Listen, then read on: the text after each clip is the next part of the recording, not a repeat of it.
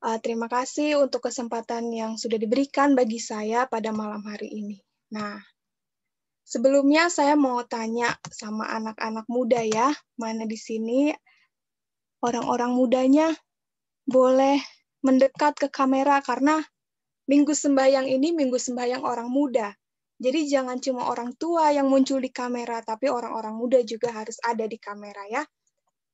Nah, kalau misalnya kondusif boleh dinyalakan kameranya, kalaupun tidak, mohon respon ya dengan reaction yang ada di Zoom ini.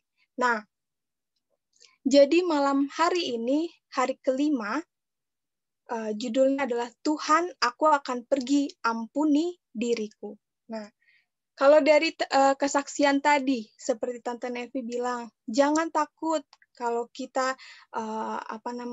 mau mengikuti Yesus, setia sama Yesus. Bu Pendeta bilang orang muda, ministry, membuat ministry. Nah, tentu di hari-hari ke depan, siapa tahu kita orang-orang muda Bukit Zaitun yang akan pergi bikin kelompok-kelompok belajar Alkitab, atau bikin ministry, berdoa bersama-sama, seperti itu ya. Nah, Tante Nevi bilang jangan takut. Nah, gimana caranya supaya untuk tidak takut? Ya kan? Nah, caranya pasti kita perlu mempersiapkan diri kita ya. Sebelum kita pergi, kita perlu mempersiapkan segala sesuatu ya. Misalnya entah pakaian atau makanan dalam persiapan, perbekalan.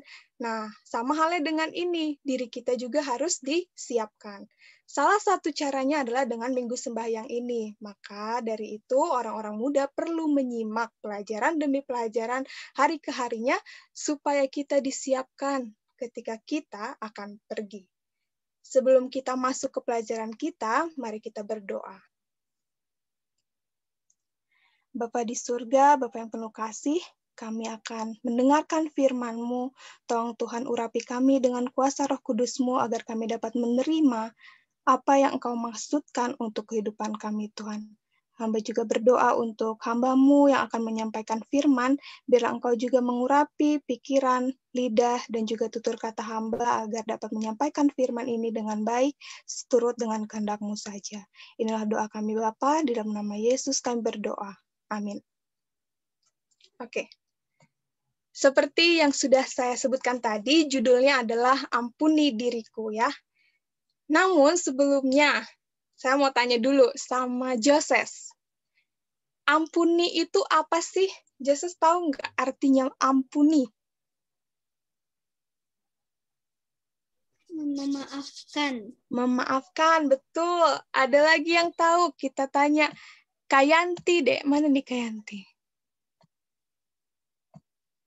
Apa sih ampuni, Kak? Tadi Joses memaafkan. Benar, ada lagi arti yang lain? Kayanti sepertinya belum mendengar. Oke. Sekarang kita ada. Oke, Kak.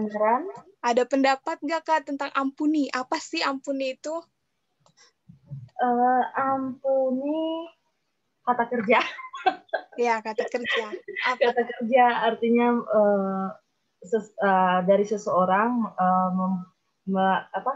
memaafkan. Oke. Jadi kalau ampun saja, ampun kita bisa bilang maaf, tapi kalau udah ada ampuni berarti ini ada sesuatu yang adalah salah satu yang dilakukan oleh seseorang. Oke, benar sekali Joses sama Kayanti. Benar. Oke. Sekarang supaya lebih yakin lagi, kita lihat di Kamus Besar Bahasa Indonesia ya. Nah, tadi Kayanti udah bilang ampuni. Ampuni itu kata dasarnya ampun, yang artinya adalah pembebasan dari tuntutan karena melakukan kesalahan atau kekeliruan. Sedangkan ampuni itu adalah maafkan ya. Maafkan. Jadi kita meminta pembebasan dari tuntutan karena kita melakukan suatu kesalahan. Nah, kita minta kepada siapa? Kalau dalam hal ini kita minta kepada Sang Pengampun. Sang Pengampun itu siapa? Tuhan sendiri, ya. Oke, sisanya boleh dibaca masing-masing. Oke, kita next. Nah, ayatnya pada malam hari ini diambil dari Yohanes 8 ayat yang keempat. 47. Di sini saya sudah tampilkan, tapi saya minta tolong ada yang membacakannya. Kalau boleh, ada Hizkia, ada nggak? Boleh bacain?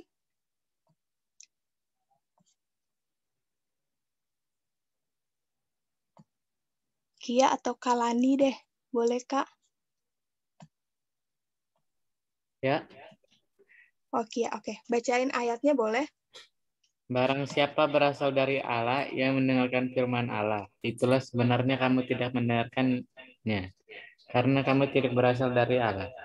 Oke, terima kasih, Kia. Nah, ayat ini keras ya, bisa dibilang keras. Langsung jelas dikatakan bahwa itulah sebabnya kamu tidak mendengarkannya, karena kamu tidak berasal dari Allah. Wah, saya pas baca ini langsung, wah, saya berasal dari Allah nggak ya? Soalnya sering kali nggak dengar firman Allah gitu. Berarti saya bukan berasal dari Allah. Nah, tapi apa sih sebenarnya maksud dari ayat ini? Mari kita simak pelajaran malam hari ini. Nah, ada sebuah ilustrasi orang bapak dan anaknya di Spanyol.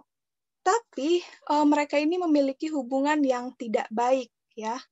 Mungkin karena satu dan lain hal. Nah, sehingga membuat anaknya ini yang bernama Paco, dia meninggalkan bapaknya, ya. Dia pergi ke Madrid. Ya, bisa dilihat di slide, dia bawa tas dan pakaiannya pergi ke Madrid. Nah, beberapa hari setelahnya bapaknya ini gelisah, ya. Dia menyesal karena anaknya pergi, ya. Anaknya pergi meninggalkan dia. Dan akhirnya bapaknya ini mau bertemu dengan anaknya, tapi dia tidak tahu, tidak ada cara untuk menghubungi anaknya.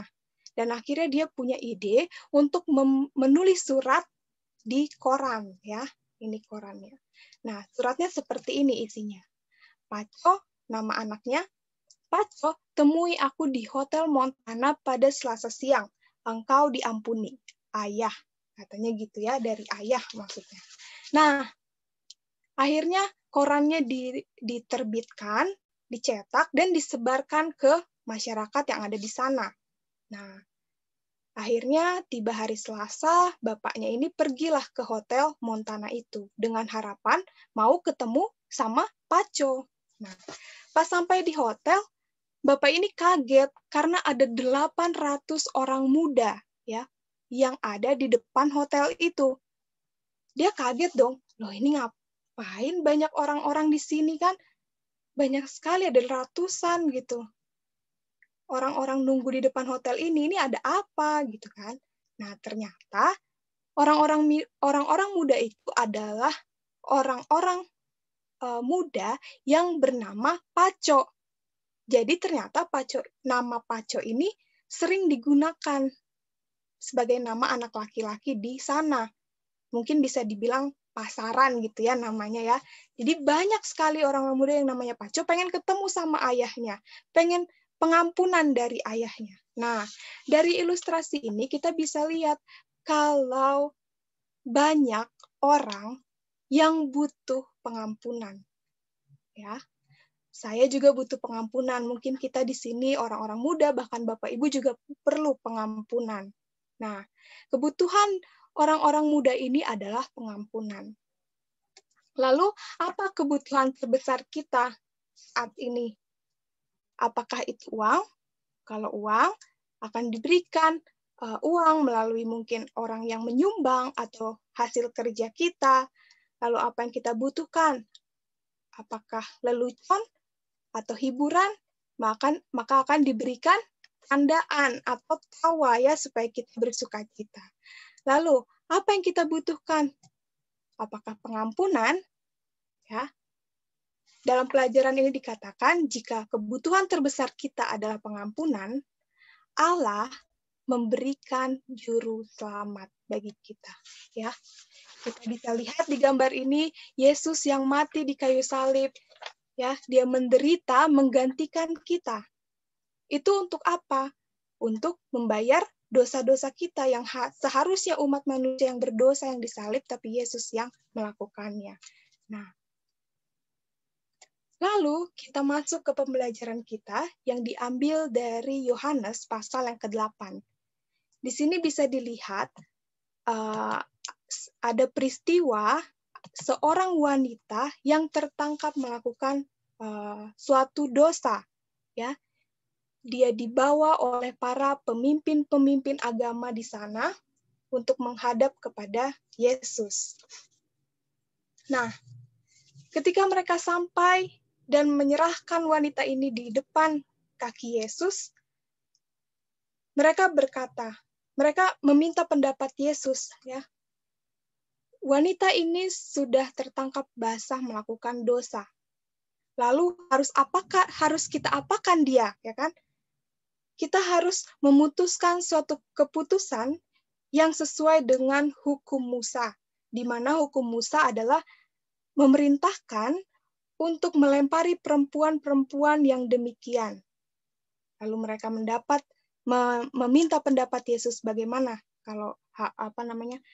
bagaimana pendapat Yesus tentang hal itu. Nah, di ayat yang Yohanes 8 ayat yang ke-6 mengatakan bahwa mereka ini mempunyai maksud yang tidak baik. Kalau Ellen White mengatakan dalam bukunya The Desire of Age, halaman 460,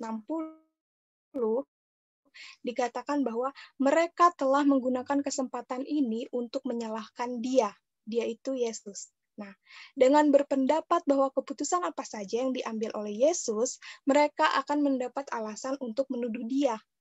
Nah,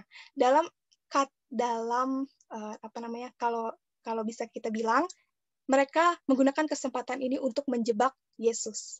Saat itu pilihannya adalah menurut pemimpin-pemimpin agama ini, yaitu Yesus mengampuni atau membebaskan perempuan itu, atau Yesus menghukum perempuan itu. Nah, apapun keputusan yang diambil oleh Yesus, mereka akan menemukan alasan untuk menjebak Yesus, untuk menyalahkan Yesus. Ellen White mengatakan kalau Yesus memilih untuk mengampuni perempuan ini, membebaskan perempuan ini, maka Yesus akan dituduh tidak mentaati hukum Musa. Kalau Yesus menghukum perempuan ini, Yesus akan dituduh karena mengambil hak orang lain, hak orang-orang yang layak menghukum perempuan ini. Jadi ada sebuah jebakan gitu. Tetapi apa yang dilakukan oleh Yesus? Yesus malah duduk dan menuliskan sesuatu di atas tanah, ya. Para pemimpin agama ini dan juga orang-orang yang ikut melihatnya terheran-heran. Bahkan ada yang kecewa, kenapa Yesus tidak langsung memberikan keputusan gitu. Dia malah duduk, terus nulis entah apa yang dia tuliskan di atas tanah itu. Nah, karena mereka ingin cepat-cepat menjebak Yesus, mereka pun mendesak Yesus. Yesus, ini gimana ini, wanita ini mau diapain, ya? Didesak terus, akhirnya Yesus pun berdiri dan dia berkata, barang siapa di antara kamu tidak berdosa, hendaklah ia yang pertama melemparkan batu kepada wanita ini. Lalu Yesus pun kembali duduk dan menulis di atas tanah. Nah, mendengar perkataan Yesus tadi, orang-orang yang ada di situ dan juga pemimpin agama itu satu persatu pun pergi. Ya, mereka pergi satu persatu. Lalu Yesus kembali lagi berdiri, dia lihat sekelilingnya, kok nggak ada orang, sepi sekali. Dia tanya ke perempuannya, mana sih orangnya? Dengan rasa malu, rasa menyesal, perempuan ini bilang, mereka sudah pergi, Tuhan. Nah, lalu singkat cerita, Yesus pun berkata seperti ini. Dalam Yohanes 8 ayat yang ke-11,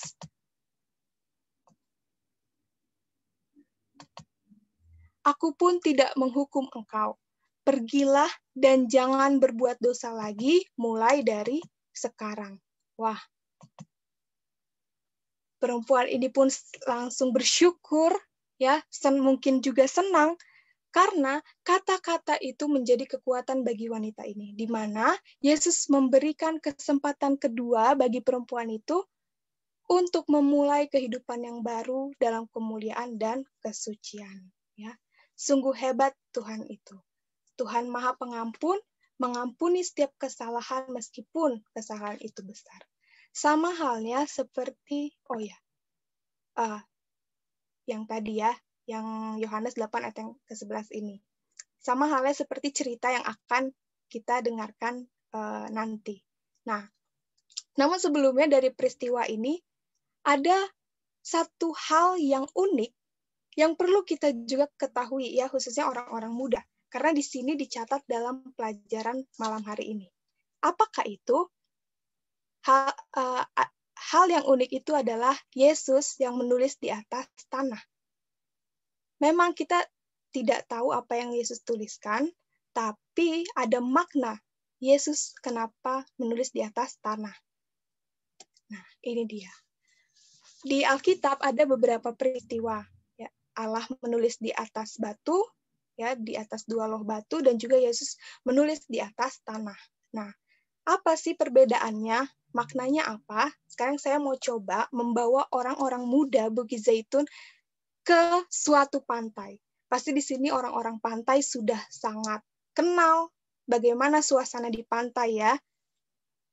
Nah, coba bayangkan kalian pergi bersama sahabat atau keluarga atau mungkin pacar ke suatu pantai itu. Lalu kalian rindu atau pengen nih nulis nama kalian dengan sahabat-sahabat kalian untuk jadi kenang-kenangan atau sebagai simbol supaya hubungan persahabatan kalian langgeng gitu ya. Nah, apa yang kalian pilih? Mau kalian tulis di batu atau di pasir pantai? Nah, kalian bisa jawab dalam hati kalian masing-masing. Nah, kalau misalnya kita tulis nama di batu, mungkin agak sulit karena kita butuh alat atau batu lagi yang tajam supaya bisa menggoreskan nama kita di batu itu. Nah, tapi kalau kita tulis di batu, sifatnya akan kekal atau selamanya. Kenapa kok bisa kekal? Iya dong, karena dia sulit dihapus. Ya, mau kita cuci, mau kita sikat, mau kita banjir pakai air, mau kita bersihkan pun nama kita nggak akan hilang dari batu itu. Mau batu itu ditumbuhi jamur, lumut, atau tertutup tanah, debu, dan lain sebagainya. Tapi ketika kita bersihkan, ketika kita cuci dengan air, nama kita pun masih tetap ada. Namun kalau nama kita ada di pasir, sifatnya hanya sementara. Karena dia mudah dihapus. Ketika dia kena air, kena angin, tertiup angin, ya akan terhapus. Ketika kita gali-gali lagi pasirnya, gali-gali lagi tanahnya, nama kita pun sudah tidak ada atau hilang ya. Nah, sama halnya dengan peristiwa di mana Allah menuliskan hukum-hukum Allah di 2 loh batu. Itu berarti sifatnya kekal, tidak bisa diganggu, tidak bisa dirubah oleh siapapun. Ya. Kalau Yesus tulis tadi peristiwa yang wanita berdosa tadi, Yesus tulis di atas tanah, itu ada maknanya. Ternyata Yesus rindu bahwa apa yang dia tuliskan di atas tanah itu supaya segera terhapus. Gitu, teman-teman. Wah, maknanya mungkin hal kecil tulis di tanah, tapi maknanya sungguh luar biasa gitu. Di mana Tuhan Yesus rindu kesalahan-kesalahan kita ini untuk segera dihapus.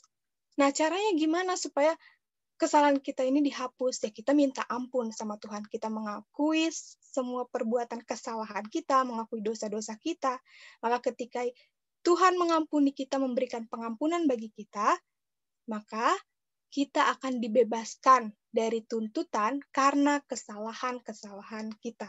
Ya, sudah bersih, tidak ada tersisa, bahkan hilang. Ya, seperti tadi menulis di atas pasir, semuanya hilang. Ya, nah, sama cerita yang ini, yang sempat saya singgung baru tadi, di mana ada seorang pendeta, dia memiliki beban yang cukup sangat berat karena dia pernah melakukan dosa di masa mudanya, dan dia bertanya-tanya dalam hatinya,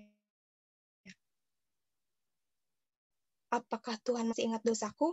Sebenarnya saya masih diampuni atau enggak ya? Saya soalnya masih terbeban pikiran gitu kan, pendeta ini. Nah, suatu ketika terdengarlah informasi ada seorang nenek, di mana nenek ini memiliki khayal. Ketika nenek ini mendapatkan khayal, dia bisa berbicara dengan Tuhan. Nah, akhirnya pendeta ini pun datang menemui nenek tersebut. Dan setelah bertemu, pendeta ini pun minta tolong sama nenek tersebut untuk menanyakan kepada Tuhan, apa dosa yang telah saya lakukan ketika saya masih muda, kata pendeta itu. Dan dengan senang hati, nenek ini pun bersedia untuk menanyakannya kepada Tuhan. Dan setelah beberapa hari, Bapak pendeta ini datang lagi ke nenek ini untuk menanyakan jawaban dari pertanyaan itu.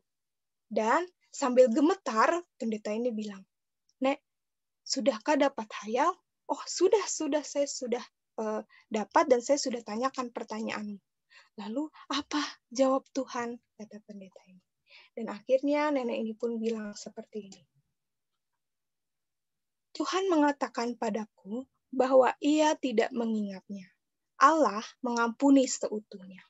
Nah, mendengar itu pendeta ini pun lega ya, langsung lega. Sudah tidak diingat Allah, Allah sudah mengampuni seutuhnya. Seperti Nabi Mika yang menuliskan tentang pengampunan yang kekal. Ya, dalam Mika 7 ayat 18-19 dikatakan bahwa siapakah Allah seperti engkau yang mengampuni dosa dan yang memaafkan pelanggaran dari sisa-sisa miliknya sendiri, yang tidak bertahan dalam murkanya untuk seterusnya, melainkan berkenan kepada kasih setia. Biarlah Ia kembali menyayangi kita, menghapuskan kesalahan-kesalahan kita, dan melemparkan segala dosa kita ke dalam tubir-tubir laut. Nah, di sini dikatakan bahwa Tuhan menyayangi kita, menghapuskan kesalahan-kesalahan kita, dan melempar dosa kita ke dalam tubir-tubir laut. Nah, Tuhan yang sama, Yesus yang sama, sudah mengampuni Bapak Pendeta ini. Sama seperti Yesus mengampuni perempuan yang berdosa tadi. Dan malam ini, Tuhan yang sama juga rindu orang-orang muda Bukit Zaitun, orang-orang tua juga untuk meminta ampun kepada Tuhan atas kesalahan-kesalahan yang sudah kita perbuat, ya. Karena seperti janji Tuhan yang ada pada Yesaya 1 ayat 18, baiklah kita berperkara, firman Tuhan, sekalipun dosamu merah seperti kirmizi, akan menjadi putih seperti salju. Sekalipun berwarna merah seperti kain kesumba, akan menjadi putih seperti bulu domba. Nah, itulah janji Tuhan bagi kita umat-umat Tuhan ya. Sebesar apapun kesalahan kita, sebesar apapun dosa kita, ketika kita memohon ampun dari Tuhan, Tuhan akan memutihkan kita, menghapuskan kesalahan-kesalahan kita. Lalu, kesimpulannya. Dari pelajaran ini saya ambil 2 kesimpulan. Yang pertama, Allah mengampuni perempuan itu. Ya, perempuan yang berdosa tadi sudah diampuni. Yang kedua, ketika perempuan itu sudah diampuni, apakah perempuan itu melakukan dosa lagi? Oh, ternyata tidak. Dalam pelajaran ini dikatakan bahwa perempuan itu tidak melakukan dosa lagi. Bahkan perempuan itu menjadi pengikut setia Tuhan, ya. Dalam The Spirit of Prophecy, halaman 352, Ellen White mengatakan bahwa perempuan itu membalas pengampunan dan belas kasihan Tuhan, belas kasihan Yesus dengan kasih yang penuh pengorbanan dan penyembahan. Jadi ketika diampuni, perempuan ini nggak ngilang gitu aja. Tapi dia rela meninggalkan segalanya, menyerahkan semuanya kepada Yesus, dan dia ikut bersama-sama dengan Yesus.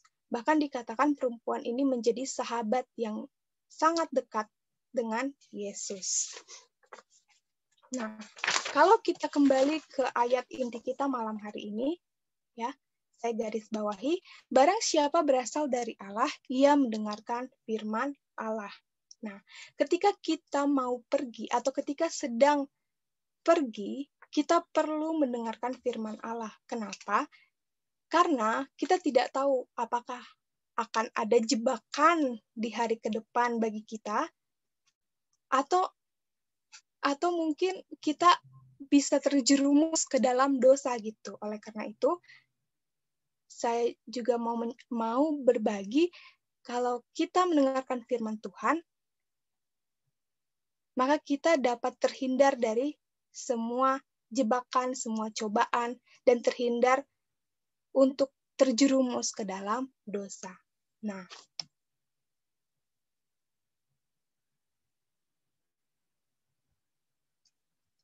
ya. Dan yang terakhir, sama seperti tema kita, tema gereja Advent, yaitu I will go, saya akan pergi. Ketika kita akan pergi, kita perlu disiapkan. Ketika kita akan pergi, kita perlu pengampunan, ya. Karena ketika kita merasakan pengalaman pengampunan, kita akan rela menyerahkan segalanya kepada Tuhan, menyerahkan hidup kita kepada Tuhan, dan kita pun tidak akan diam diri, ya. Tidak akan diam diri, tidak akan lari dari Tuhan, tapi kita ikut terus bersama-sama dengan Tuhan, dan kita akan meninggalkan segalanya, meninggalkan kehidupan lama kita untuk mengikuti Yesus sambil berkata, Tuhan, aku akan pergi, atau I will go. Saya bawa dalam nama Yesus, Tuhan memberkati. Amin.